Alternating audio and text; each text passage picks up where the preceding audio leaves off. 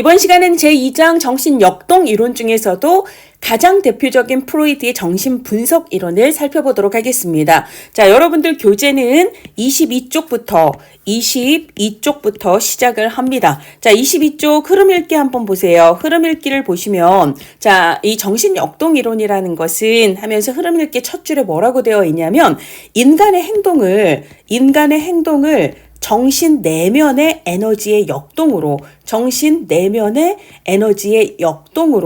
내면의 역동으로 설명하는 이론이다라고 이야기를 하고 있고요. 자, 여기에 해당하는 이론가들은 이들이 있다라고 하면서 이론가들의 이름을 얘기를 하고 있습니다. 자, 이 장에서 다루는 프로이트 정신분석 이론의 핵심은요. 아빠 프로이트, 지그문트 프로이트가 제시한 정신분석 이론의 특징, 그리고 주요 개념하고 관련된 내용, 그리고 이제 주요 개념 중에 하나로 불안으로부터 우리를 방어해주는 메커니즘을 프로이트는 방어기제라고 얘기를 했는데요. 자, 프로이트의 막내딸이었던 안나 프로이트는 자아 방어기제라는 책을 통해서 이 방어기제의 개념을 훨씬 더 체계화시키고 10가지의 방어기제 유형들을 제시한 바 있습니다. 물론 안나 프로이트가 10가지 방어기제 유형을 제시한 이후에 후배 이론가들이 그 외의 유형들을 많이 추가를 했기 때문에 여러분들이 시험에서 공부를 하게 되는 방어기제 유형은 10개보다 좀 더 많아요. 자, 어쨌거나 여기서 지난 7년 동안 시험 문제가 나온 것은요. 프로이트 이론과 개념 문제에서는 5문제가 나왔고 7년 동안 방어기제는 유형을 물어보는 문제를 중심으로 하여 3문제가 출제가 되었습니다. 자, 그러면 내용 들어가도록 하겠습니다. 자, 여러분들 22페이지, 23페이지에 가장 핵심적인 내용을 요약을 하고 있기 때문에 그러니까 2단원을 공부를 하시고 나면 다시 한번 이 흐름 읽기나 내지는 훑어보기 쪽으로 오셔서 이 챕터의 가장 핵심적인 뼈대들을 잘 정리를 하고 있는지를 스스로 한번 체크를 해보시기를 바랍니다. 자, 이번에는 24페이지예요. 프로이트의 정신분석 이론하고 바로 밑에 뭐라고 되어 있냐면 정신역동 이론은 인간 행동을 정신 내적 에너지의 역동에 기초해서 설명하는데 대표적인 이론가에는 지그문트 프로이트죠. 가장 유명한 지그문트 프로이트가 있고 아까 지그문트 프로이트를 계승해서 프로이트의 특히 방어기제의 이론을 체계화시켰던 안나 프로이트가 있고요. 자, 그 다음에 안나 프로이트로부터 정신분석을 사사받고 자아심리 이론 혹은 심리사회 이론이라고 하는 이론을 개척을 했던 에릭슨이 있습니다. 자, 그 다음에 융은 스위스 사람이에요. 아들러는 프로이트와 마찬가지로 오스트리아 사람입니다.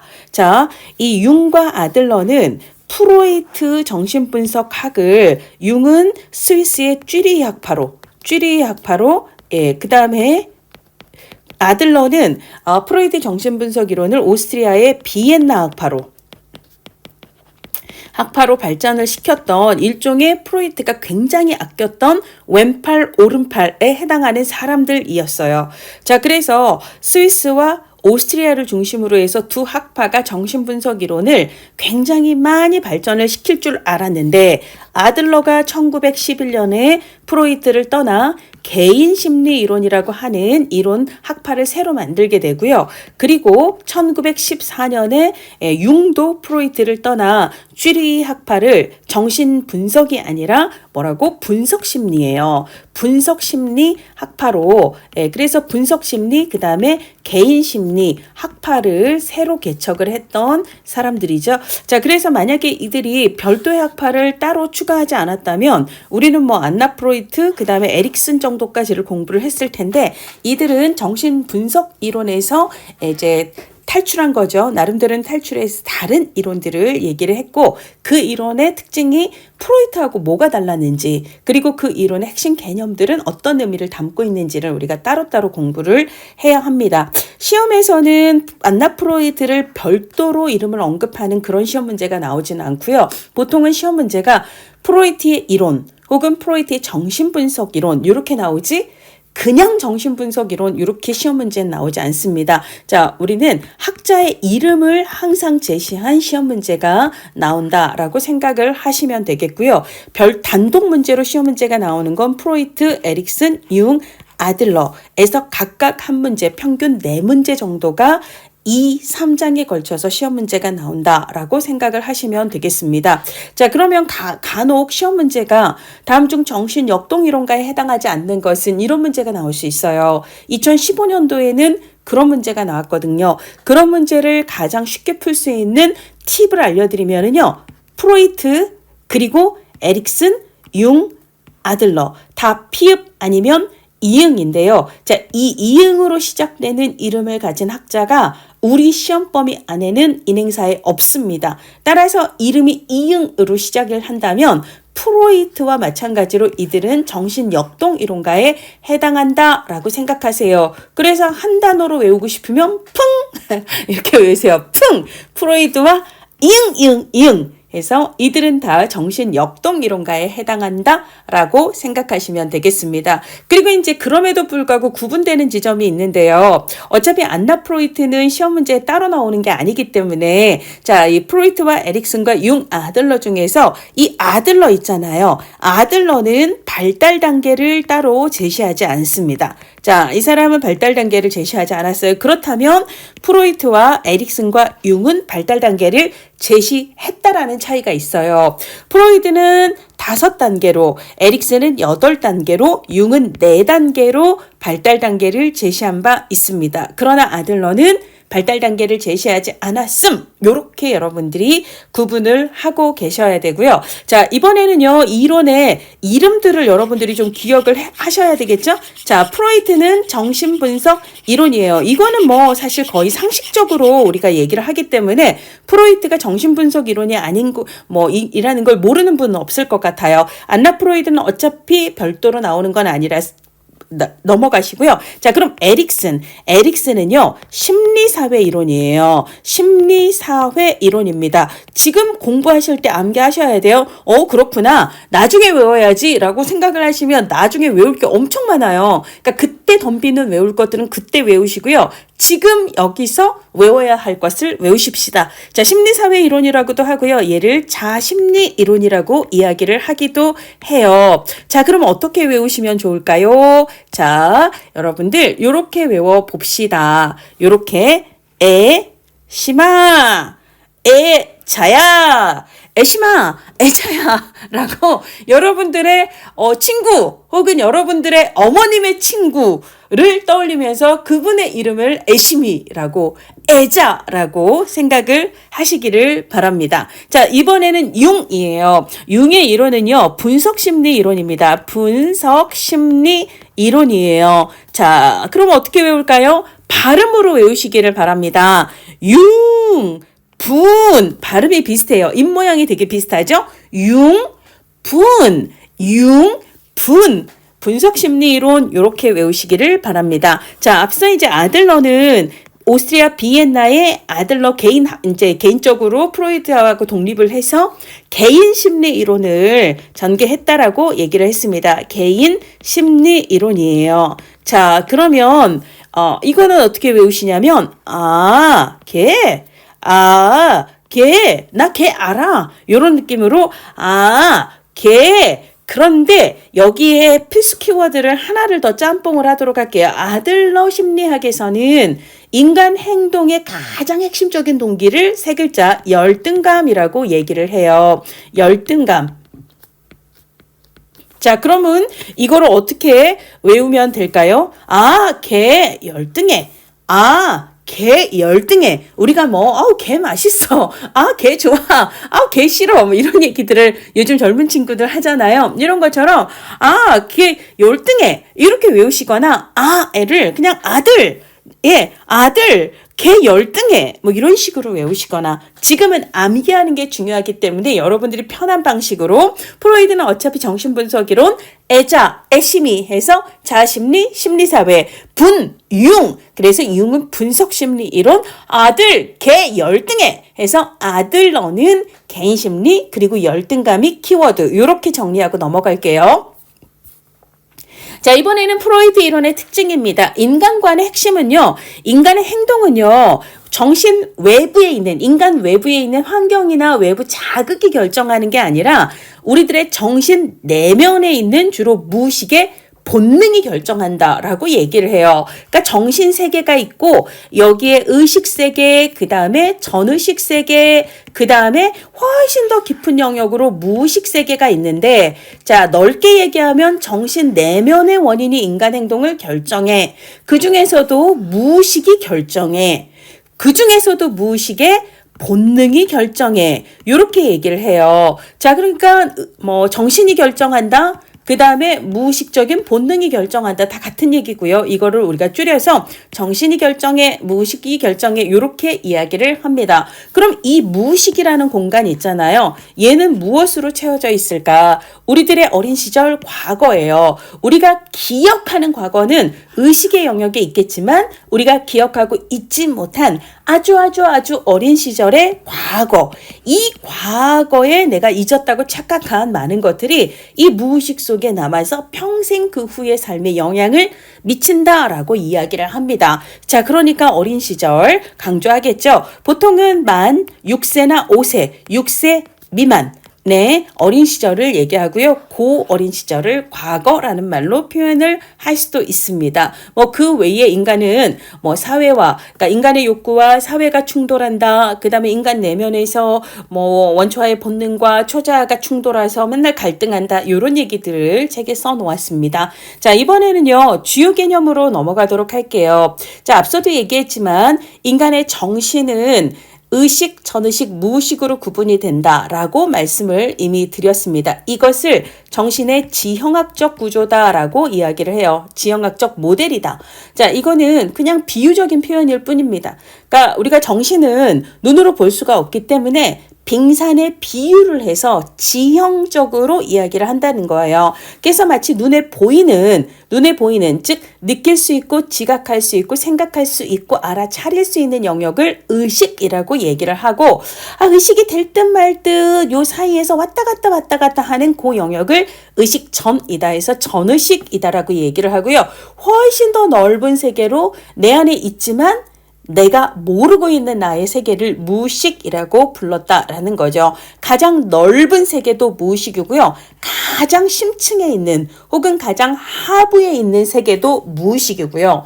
인간 행동의 근본적인 원인도 무의식이다라고 이야기를 합니다. 자, 그래서 25쪽의 무의식 읽어보시면 정신세계의 가장 깊은 곳에 감추어져서 기억하지 못하는 부분이고요. 의식의 하부에 존재한다라고 되어 있고요. 본능이, 충동이, 억압된 관념 등이 이 안에 도사리고 있다. 정신세계의 가장 큰 영역이다. 라는 이야기를 하고 있습니다. 자, 23회 2025년 시험에서는요. 프로이트는 실수 행위를 나도 모르게 하게 되는 그 행위 있잖아요. 이게 우리가 무의식적인 행동이거든요. 자, 그걸 통해서 무의식이 작용하는 증거를 파악했다라는 선지가 2025년 시험 선지에 나오기도 했습니다. 자, 이번에는요. 성격의 구조를 보도록 할게요. 자, 성격은요, 영어로 personality예요. 한 사람, person 안에는 여러 존재가 살아요. 그 여러 존재의 이름을 프로이드는 초자아, 그 다음에 자아, 원초아라고 이름을 붙였습니다. 이것을 성격, 즉 인격의 세 가지 구조라고 이야기를 했고요.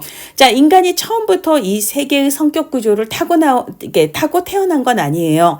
자, 처음 태어났을 때는 오로지 아가가 원초아만 갖고 태어나다가 이 원초아로부터 자아가 생후 6개월경에 그때 분화가 되기 시작해서 그 후로 계속 성장을 하고요. 그러다가 이 자아에서 초자아가 생후 3년에서 6년 사이, 3년에서 6년 우리가 보통 얘기하는 유아기 있잖아요. 유아기 그 사이에 자아에서 초자아가 분화되기 된다라고 이야기를 합니다. 그래서 이미 유아기 3년에서 6년 사이 이 시기가 되면 성격의 3단 구조가 세팅이 완료가 되는 거죠. 이 유아기를 프로이드는 남근기라고 표현을 했습니다. 자, 그래서 인생의 초기 6년, 그래서 남근기까지의 시기 동안 점차 분화되기 시작한 성격의 구조가 이 남근기에 이르러서 기본 세팅을 완료한다. 따라서 이 시기가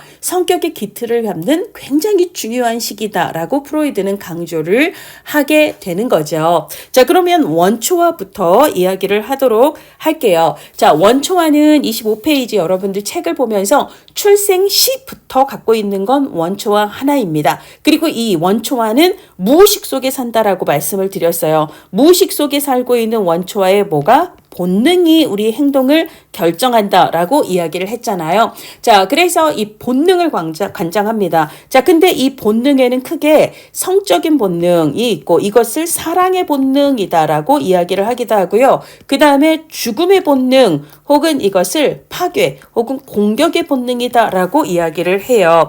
자, 그래서 이 본능을 관장을 하는 거고요. 원초화는 철저히 무의식 안에서만 존재를 합니다. 자, 그리고 원초화는요, 쾌락 원칙을 따라요. 쾌락 원칙을 따르는데 이건 뭐냐면 자신의 욕망 혹은 본능 혹은 충동을 그걸 가로막는 걸 싫어한다는 거예요. 자신의 본능이 막히면 되게 긴장을 하는데 긴장 너무 싫어. 그래서 그 긴장에서 벗어나서 자기 마음껏 본능을 발산하고 싶다라는 거죠.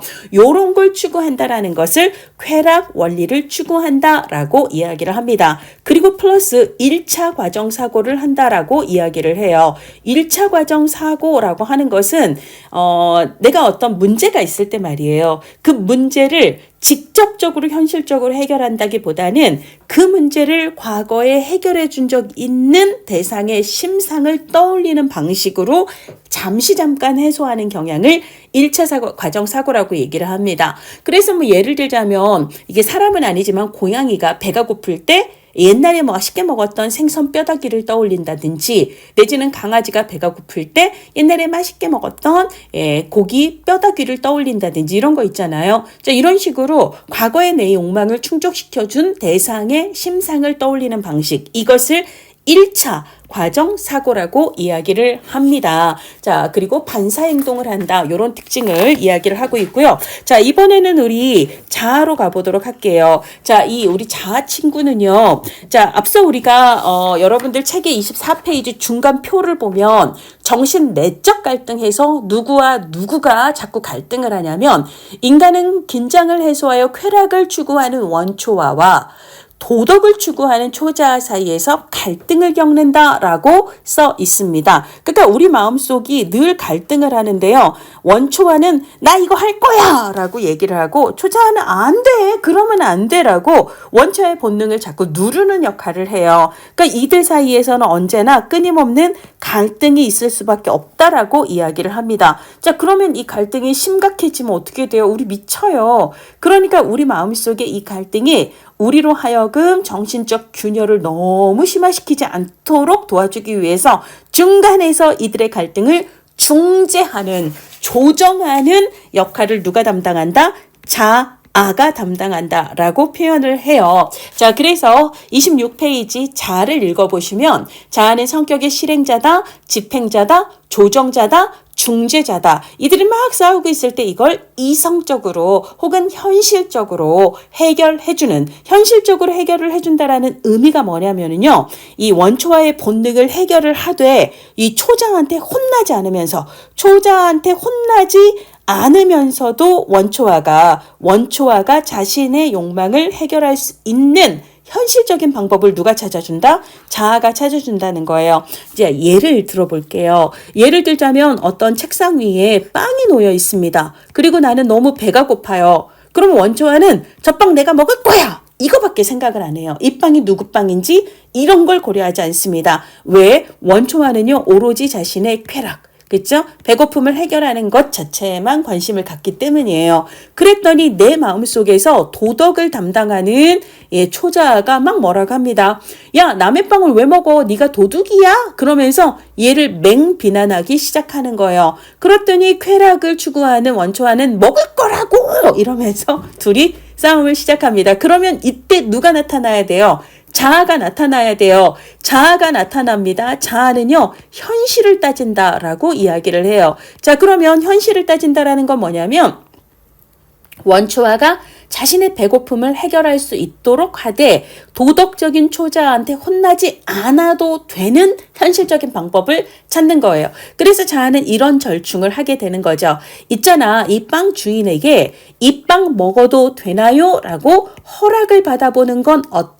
라고 얘기를 합니다. 그래서 빵 주인이 예, 괜찮아요, 드세요 라고 허락을 했다면, 그러면 원초와는 자신의 배고픔을 빵을 통해서 해결할 수 있고, 그 다음에 도덕적인 초자로부터는 주인의 허락을 받았기 때문에 혼나지 않아도 되는 거잖아요. 자, 이런 방식으로 도덕적인 초자와와 쾌락만을 추구하는 원초와 사이에 끊임없는 갈등을 누가? 자아가 중간에서 조정해주는, 중재해주는 역할을 담당을 합니다. 그러니까 우리가 잘 살아가기 위해서는요, 이 자아가 강해야 돼요.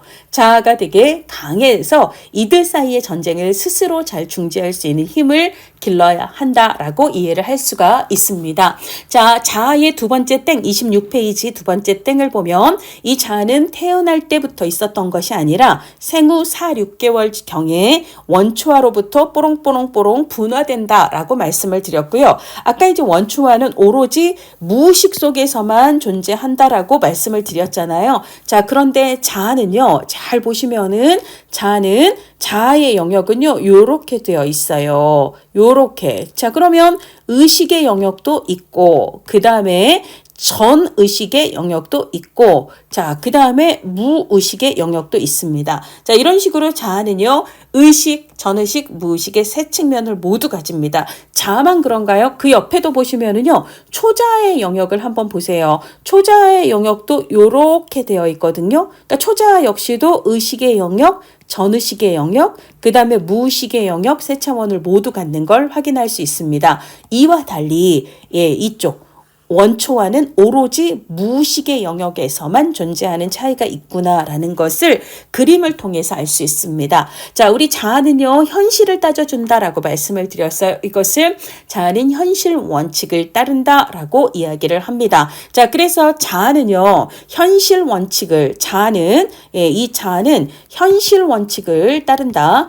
그리고 플러스 얘는 2차 과정 사고를 합니다. 자, 2차 과정 사고는요, 자신이나 타인에게 해를 끼치지 않고 본능적 욕망을 충족시키고자 하는 현실적 사고에 입각을 해서 욕망을 만족시킬 현실적인 방법을 찾아내는 거예요. 내가 배가 고프다면 빵을 먹을 수 있는 현실적 대안을 찾아내는 사고를 한다라는 거예요. 이게 바로 자아입니다.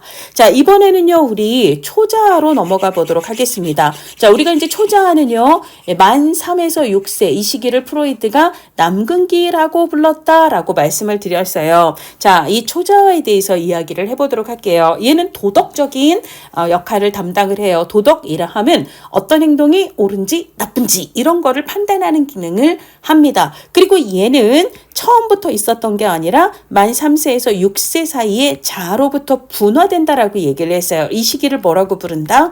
남근기라고 부른다라고 말씀을 드렸고요. 그러면 어떤 맥락 속에서 남근기의 초자아가 발달이 되는가? 어떤 부모? 동성부모예요. 이성부모가 아니라 동성부모의 가치관을 내면화하는 혹은 동일시하는 과정에서 예를 들어 내가 남자아이라면 우리 아빠의 내면의 가치관을 이래야 돼 저래야 돼 이놈의 새끼 뭐 이런 거 있잖아요.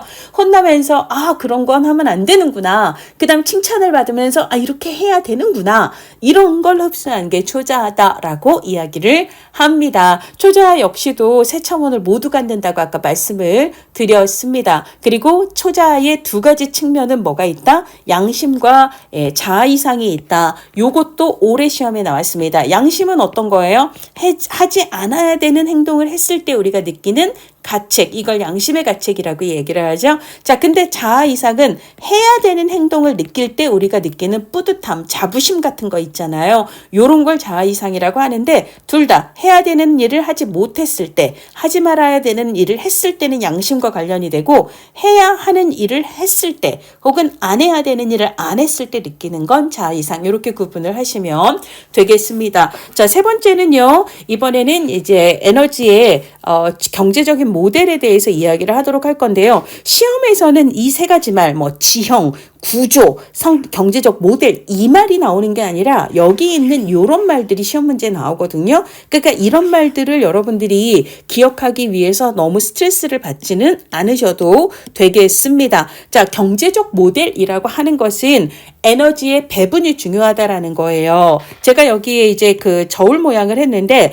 자, 중간에서 중심을 잡아주는 건 자아예요. 그러니까 어느 한쪽으로 힘이 너무 쏠려서 내 안에 도덕적인 초자아가 너무 강하면 남한테 혼나는 게 아니라 내 자신에게 혼날까봐 항상 자책하고, 그죠? 불안해하고, 양심의 가책 때문에 덜덜덜덜 떨고 이런 문제가 생겨요. 좋지 않습니다. 자, 근데 만약에 이 저울에서 원초화 쪽이 너무 강하다면 사회적으로 허용할 수 없는 성적인 욕망이나 공격적이고 파괴적인 욕망이 사고를 칠지 몰라서 늘 불안해요. 그러니까 이제 원초화가 강하거나 초자아가 강한 것보다는 얘네들이 비등비등한 이렇게 균형을 이루고 있고 이 균형을 중간에서 자아가 잘 잡아주는 게 필요하다라는 거예요. 자, 그래서 에너지의 총량을 막 높이고 낮추고 이게 중요한 게 아니라 에너지를 이 세 개의 성격 구조에 어떻게 배분하는가가 중요하다. 그리고 적절한 균형을 잡는 게 중요하다라는 말을 담고 있는 게 이게 경제적 모델이에요. 우리가 경제하면 생산하고 분배하고 소비한다라고 할 때 그 분배 있잖아요. 에너지의 분배가 중요해라고 얘기하는 거예요. 자, 그 다음에 이제 본능 얘기했습니다. 자, 인간의 본능에는 삶의 본능, 죽음의 본능, 삶의 본능이 있고 죽음의 본능이 있고, 근데 이 삶의 본능 중에서도 우리가 살기 위해서 해야 되는 건 잠도 자야 되고요, 음식을 먹어야 되고요, 그 다음에 성욕도 있죠. 그쵸. 뭐, 이렇게 수면욕, 그 다음에 식욕, 성욕 이런 것들이 있는데, 잠을 못 자거나 못 먹으면 내가 죽어요. 그렇지만 인간의 성욕이, 없어지면 인류, 아이를 낳지 못해요. 그럼 인류의 존속이 불가능해지기 때문에 얘는 레벨이 달라요. 성욕은. 그래서 기본적으로 삶의 욕망 중에서도 프로이드는 이 성욕을 중심으로 해서 이야기를 하게 됩니다. 이 성적인 욕망을 추구하는 에너지의 이름을 리비도라고 프로이드는 불렀습니다. 자, 여러분들 27페이지 삶의 본능 그 표 안에 네 번째 줄에 보면 삶의 본능이 가지고 있는 에너지, 특히 성적인 본능의 에너지를 뭐라고 부른다? 리비도라는 말로 표현을 했다라는 거. 자, 그 다음에 이제 파괴적인 욕망, 죽음의 욕망이 있다라는 거죠. 자, 그래서 방금 얘기했던 에너지의 배분이 중요해. 삶의 본능과 중의 본능 다시 한번 보고 계십니다. 자, 이번에는요, 심리성적 발달 단계로 넘어가도록 할게요. 자, 아까 우리가 풍! 이렇게 외우라고 했던 거 기억나시나요? 풍! 이게 뭐죠? 프로이트와 이응 친구들이에요. 이응. 자, 그래서 프로이트와 에릭슨과 아들러와 융이 있었는데요. 자, 프로이드는 5단계, 에릭슨은 8단계, 융은 4단계 발달 단계를 얘기했지만 아들러는 발달 단계를 제시하지 않았어요 라고 이야기를 했습니다. 자, 그러면 여러분들은 이미 프로이드의 발달 단계는 5단계다라는 걸 알 수 있습니다. 자, 그런데 자, 이 중에서도요, 이응이 들어간 에릭슨과 융 같은 경우는 이들의 발달 단계는요, 둘 다 전생의 발달이에요. 전생애라고 하는 것은 노년기까지를 포함하고 있다라는 거예요.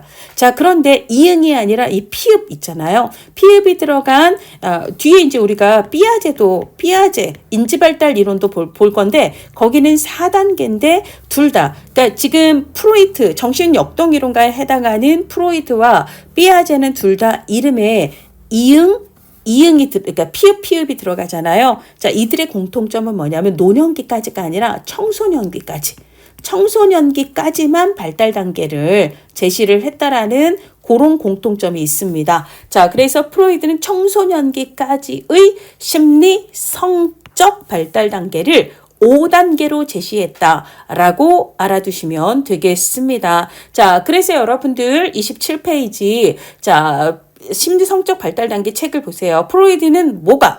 리비도가 무엇을 성적 욕망을 자 성적인 충족을 느끼는 성적 욕망이 충족되는 그 대상이 되는 성감대가 조금씩 달라지는데 처음은 입을 통해서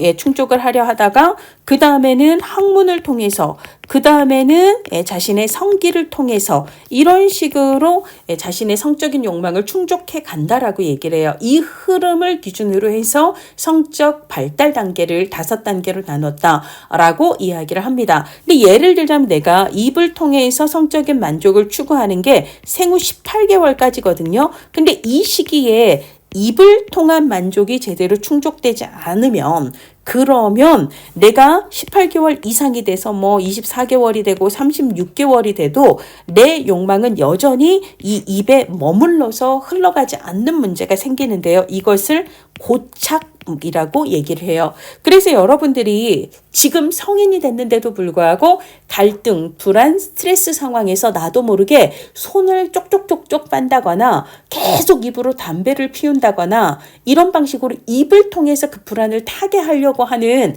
그런 성격이 굉장히 짙게 나타나고 있다면 프로이트의 얘기는요. 이 시기 18개월까지의 어린 시절에 입을 통한 성적인 충족이 제대로 뭔가 미흡했다라는 그런 단세가 된다. 즉 고착적 구강기 고착적인 성격 행동에 해당한다라고 보고 있습니다. 자, 그럼 여러분들 내용을 좀 27페이지 하단에 책을 같이 볼게요.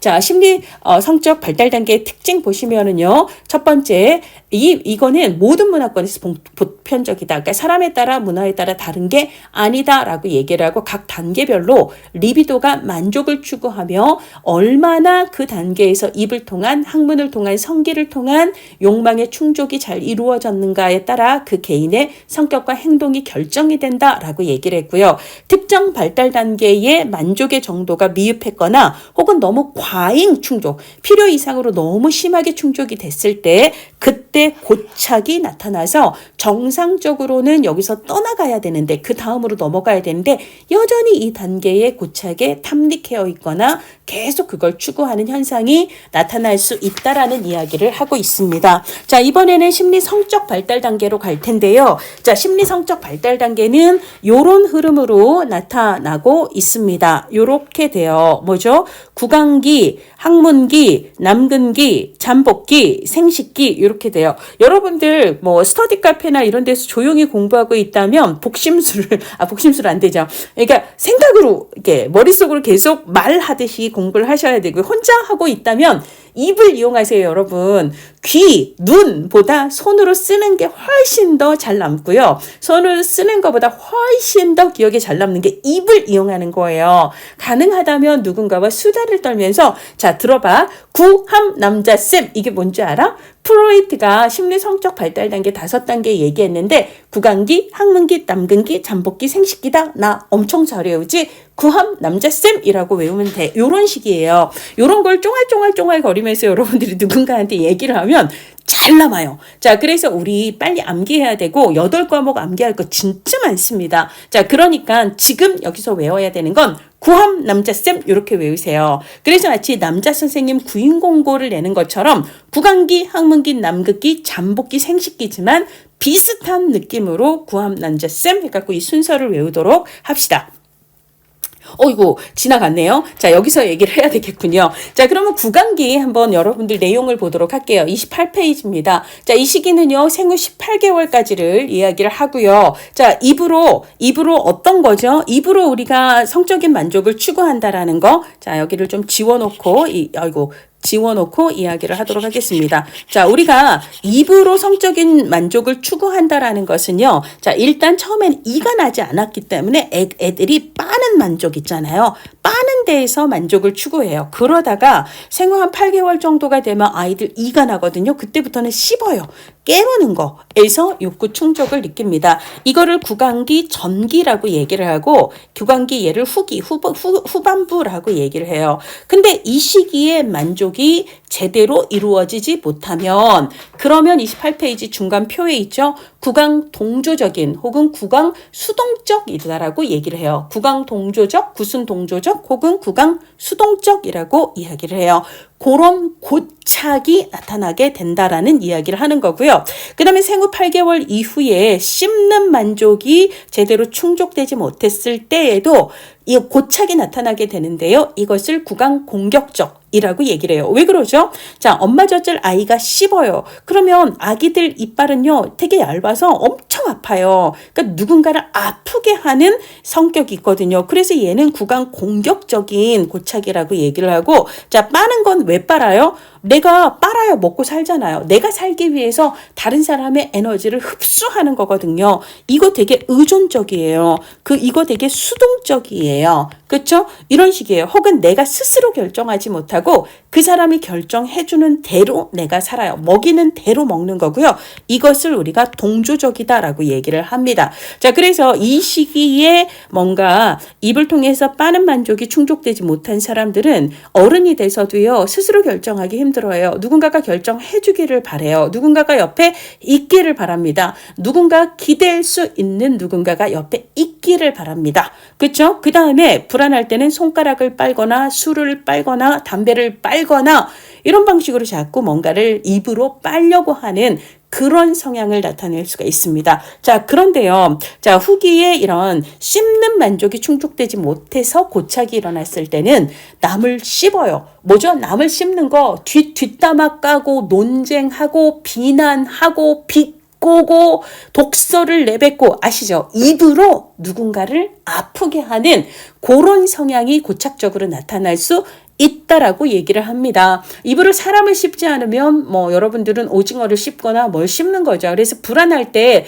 자꾸 나도 모르게 입에다가 뭘 넣고 부셔야 되는 요런 성향이 강하다면 우리도 한번 이 시기 씹는 만족 18개월에서 36개월 사이에 그 18개월 동안 뭔가를 제대로 씹는 만족이 뭔가 불안정했던 거 아닌가라는 생각을 해볼 수 있다라고 이야기를 합니다. 자, 그 다음에 이제 구강기에 굉장히 특징적인 거가 뭐냐면 이 구강기는 기본으로 18개월까지잖아요. 자, 여기 씹는 만족은 아까 제가 잘못 얘기했는데 8개월에서 8개월까지 이렇게 되는 거죠. 자, 어쨌거나 얘는 이제 8개월 정도까지가 되는 거고요. 요렇게 이제 다 합쳐서 우리가 생후 18개월까지를 구강기라고 얘기를 하는데 이 시기 중에서도 이제 4개월에서 6개월 정도 이때 아까 뭐가 있자고 했냐면 원래는 아이가 원초아만 갖고 태어났는데 원초아에서 뽀롱뽀롱모롱 자아가 분화된다라고 이야기를 했습니다. 그래서 자아는요, 자신의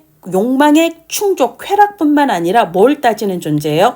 현실을 따지는 존재죠. 그래서 자신의 욕망과 현실이 뭔가 차이가 있다라는 걸 깨닫게 되는 그런 일이 이제 구강기에 일어난다라고 이야기를 합니다. 자, 이번에는요, 우리 학문기로 넘어가 보도록 할게요. 자, 학문기는요, 18개월에서 36개월까지의 시간을 이야기를 합니다. 자, 학문기는요, 이제 학문을 통해서 만족을 추구합니다. 자, 그러면 어떻게 학문, 이렇게 배설물을 모았다가 자, 쏜다 하고 폭발! 이렇게 해서, 이 쾌감을 느껴요. 변비가 심한 분들은요, 이 폭발을 할 때 엄청난 쾌감을 느끼죠. 감사하고 행복하잖아요. 자, 요런 단계에서 보유, 관략근이 발달을 하면서 보유는 아무나 하지 않아요. 관략근이 어느 정도 발달을 해야 계속 모으고 쪼이고 할 수 있거든요. 그래서 우리가 이제 구강기도 전기 후기가 있는 것처럼 학문기도 전기에는 폭발. 이때는 관략근이 아직 발달하지 않아서 그냥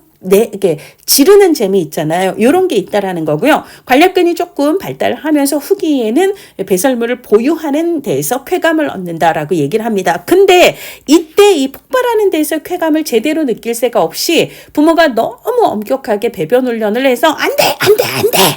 얘 지저분하게 왜 그래? 뭐 이런 식으로 계속 혼냈거나 그러면 폭발에서 오는 쾌감의 만족이 제대로 성취가 되지 못하는 거죠. 마찬가지로 아이는요, 보유하는 데서 쾌감을 느끼는데 부모가 계속 변기에 앉혀놓고 하라고 쉬하라고 일어나려고 하면 안 하겠다고 일어나려고 하면 자꾸 앉히고 이런 식으로 내 욕망하고는 좀 다르게 배변 훈련이 너무 통제적으로 이루어지게 될 때는 뭐가 일어나죠? 고착이 일어나요. 자, 그래서 이때의 고착은 폭발적인 형태의 고착 성격을 나타냅니다. 그래서요, 29페이지 표를 보시면 잔인하고 파괴적이고 난폭하고 적개심이 있고요. 그 다음에 우리가 막 이렇게 그 사람이 쓱 한번 지나가면 여기저기 쓰레기가 막 쌓여요. 집안 꼴이 엉망이 돼요. 그러니까 되게 어수선하고 뭘 지르는 거 있잖아요. 자, 그런 거. 돈을 모으지를 않아요. 돈을 계속 쓰기만 해요. 이런 것들은 이 전반부 학문 공격적인 성격 고착이라고 볼 수가 있고요. 보유는 뭐예요? 돈을 모으기만 하지 쓰지를 않아요. 지나치게 인색하고 지나치게 청결하고 지나치게 똥꼬집이고 지나치게 완고하고 딱딱딱딱 들어맞아야 되고 흐트러지는 꼴을 못 봐요. 이런 것들이 이제 이 시기에 고착적 행동이다라고 이야기를 할 수 있습니다. 참고로 이 내용은요, 이 2교시 실천 기술론에 보면 정신 역동 모델 혹은 정신 분석 모델이 또 나오는데요. 고기 기출 문제로 이 부분의 고착 행동에 대한 시험 선지가 나오기도 했습니다. 자, 그 다음에 이제 남근기가 있습니다. 사실 남근기가 정말 중요한데요. 왜냐하면 남근기는 드디어 이제 초자. 아까 이제 원초화에서 자아가 분화된 건 구강기라고 얘기를 했고요. 그 다음에 학문기는 자아가 28페이지 끝줄을 보시면 크게 발달을 하는 시기예요. 그리고 마지막 성격 구조인 초자아가 발달하는 시기가 바로 남근기거든요. 자, 그래서 남근기가 이 성격 발달에서 정말 중요한 시기가 됩니다. 자, 그래서 29페이지 남근기를 보시면 남근기는 3에서 5세라고도 얘기하고 뭐 6세 미만 이렇게 얘기도 상관없습니다. 자, 이 시기에 가장 특징적인 것은 남자아이하고 여자아이가 조금 달라요. 이때는 성기, 그렇죠? 성기를 쾌감의 중심 부위로 삼는데, 근데 이 시기를 남근이라고 얘기한 걸로 봐서는 여성이 아니라 남자의 성기를 중심으로, 그러니까 남자 아이를 중심으로 발달 단계를 얘기했다라는 걸 알 수가 있습니다. 자, 그래서 자신의 성기를 중심으로 쾌감을 느끼는 이 시기의 남자 아이는요, 아빠 미워, 엄마 좋아, 요런 마음을 느낀다고 얘기를 해요. 아빠는 자신의 동성이죠. 동성부모는 미워요. 동성부모는 미워요. 자, 그런데 이성부모 우리 엄마 좋아요. 예, 그래서 엄마 좋아요. 마찬가지로 여자아이도 동성부모는 싫은데 이성부모가 좋아요. 그러니까 여자아이 입장에서는 엄마가 미운 거고 아빠가 좋은 거죠. 그리고 남자아이 입장에서는 아빠가 좋은 거고 엄마가 좋은 거고 아빠는 미운 거고 이런 게 되는 거죠.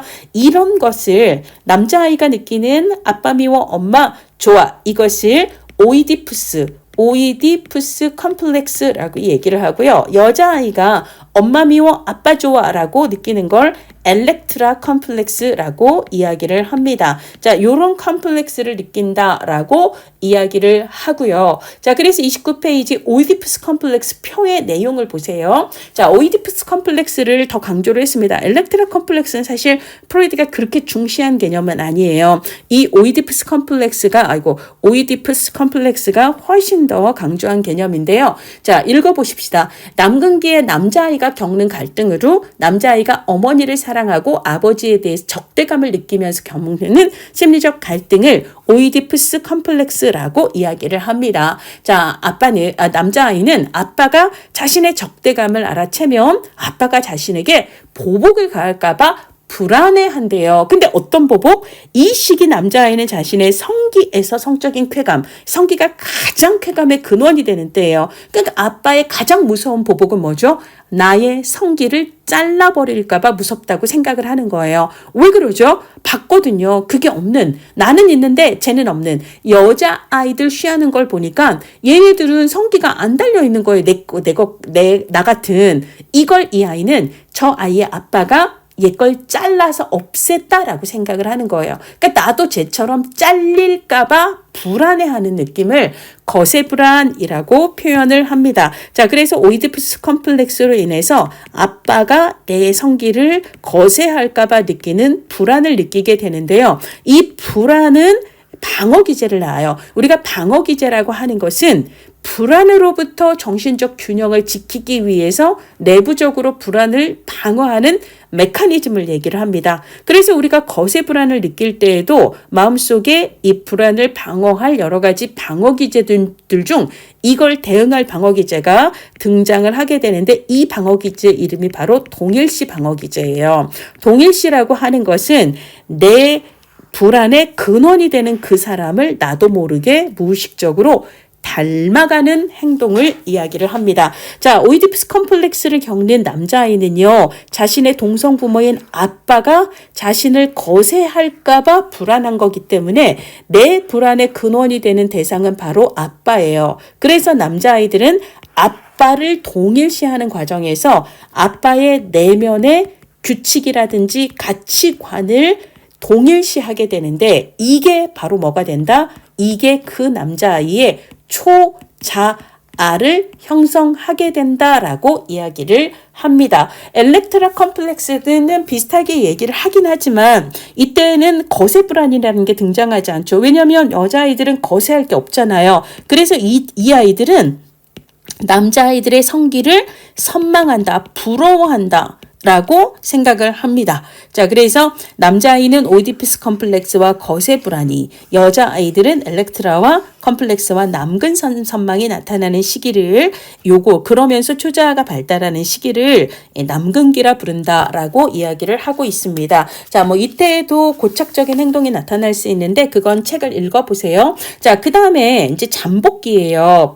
잠복기라고 하는 것은요, 성적인 욕망, 즉 리비도가 의식, 우리가 이제 여기 의식 세계가 있고 전의식이 있고 훨씬 더 넓은 무의식이 있잖아요. 어디로? 이 무의식으로 잠복해 있는 거예요. 없어지는 건 아닌데 무의식으로 숨었기 때문에 내가 의식할 수 있다 없다? 의식을 잘 못하는 거예요. 성적인 욕망을 잘 의식하지 않고 살아가는 시기. 그러면 원초와의 성적인 욕망이 무의식 속에 잠복했다면 상대적으로 강화되는 건 뭘까요? 무의식 아닌 어떤 것들이죠? 자아와. 그래서 잠복기에는 자아와 초자아가 훨씬 더 성장하는 시기.